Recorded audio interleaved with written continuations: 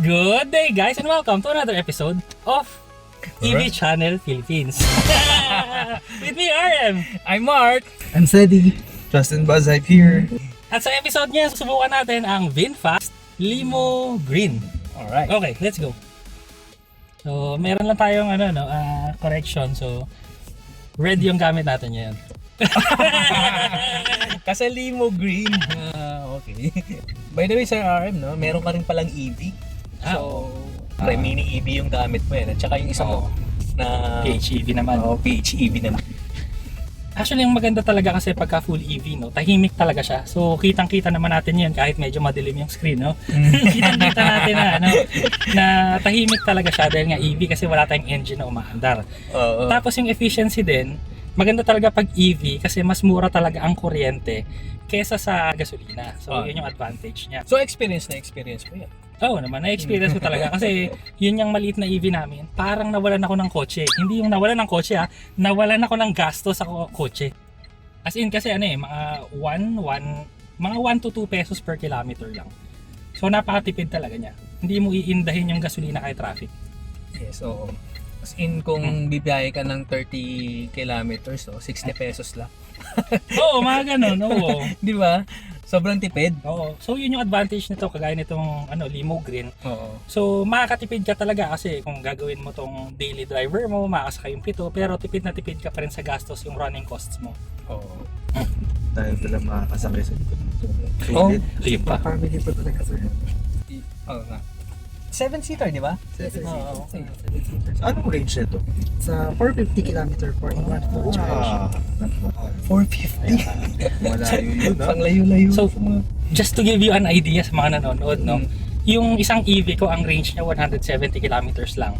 Pero nakakapag General Trias Cavite ako. Tapos Quezon City sa alam niyo yung Fisher Mall. Okay. Tapos nakakabalik ulit ako ng Cavite na walang charge, yun na yun. Talaga? Oo, kaya. No? Makunat. Makunat. So what mo pa itong Para alam niyo lang din yung probinsya ko kasi Nueva Ecija. So from General Trias to Nueva Ecija kasi sa amin 200 kilometers.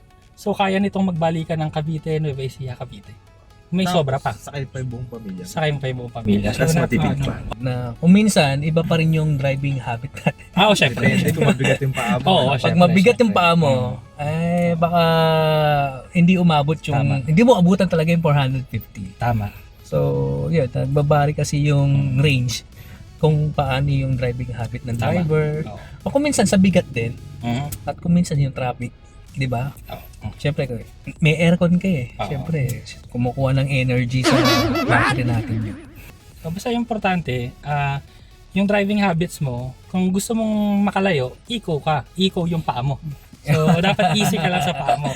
At saka, ang importante kasi sa mga EV, no, meron kasi itong regenerative braking.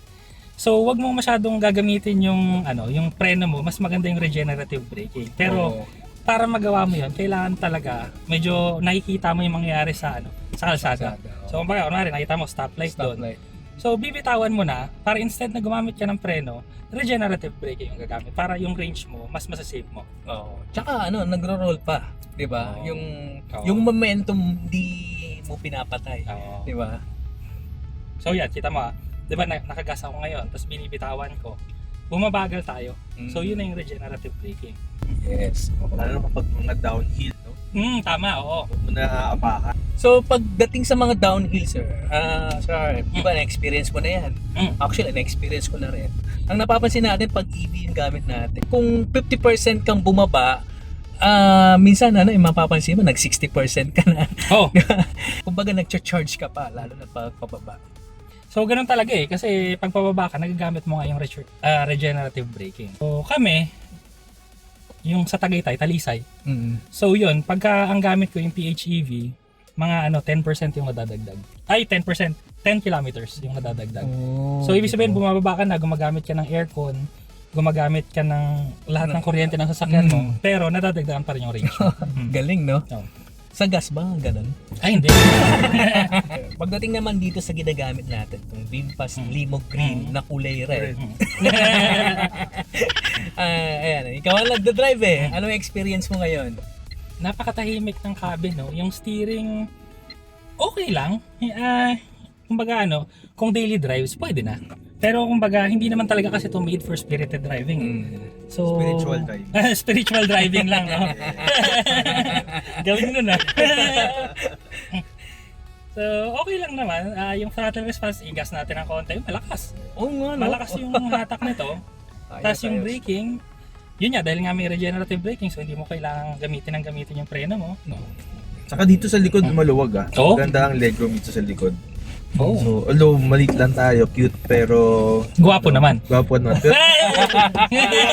maluwag siya kahit na sa isang cute na katulad ko. Iyon.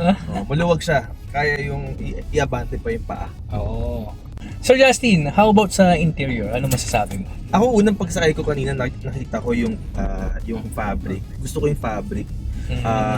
Hindi siya sobrang premium na premium pero maganda siya tignan. Yung fabric saka itong mga speakers sa gilid.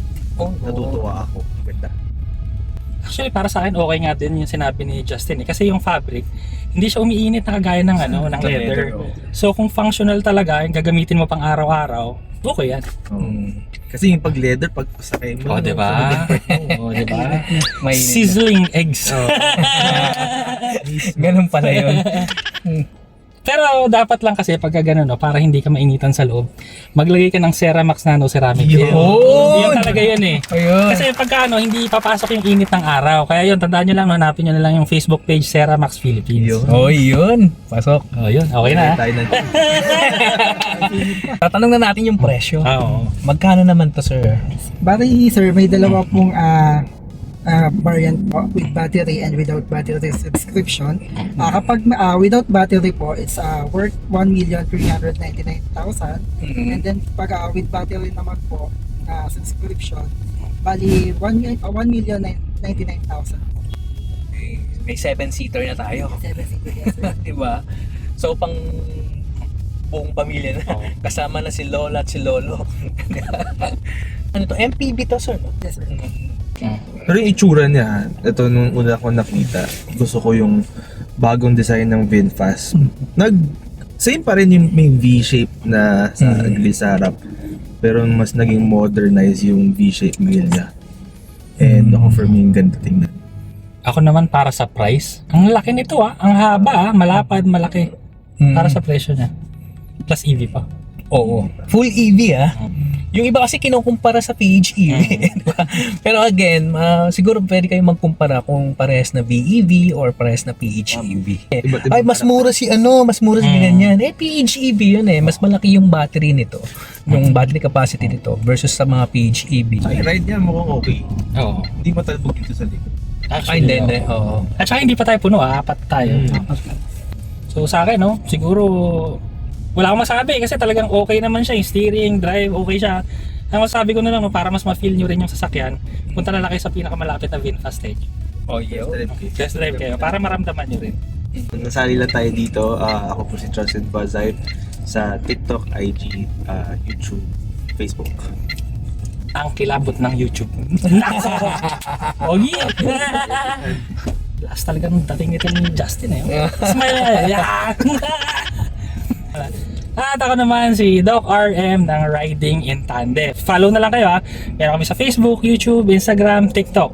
At syempre, wag niyong kakalimutan mag-subscribe at follow din kayo sa EV Channel PH. The first all-electric vehicle channel dito sa Pilipinas. And stay charged and drive electric.